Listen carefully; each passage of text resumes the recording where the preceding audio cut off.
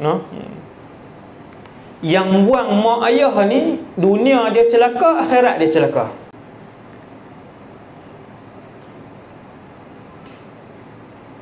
Minggu lepas saya sedih sampai hari ni saya duk teringat dan saya tak boleh lupa. Ada seorang makcik umur nak dekat 80. Anak-anak ada. Anak-anak ada. Mak ni hak tua ni tak nyanyuk ni, cuma lumpuh separuh badan. Lelaki lebih baik ke perempuan lebih tak? Punya duk tendang mak ni pergi rumah kawan tu, pergi rumah kawan ni, pergi rumah kawan tu. Dia ni berkira dia keluar berapa ribu, dia ni berkira dia ni. Mak tu pergi hantar rumah orang tua. Saya cakap terus terang lah kat tuan-tuan. No?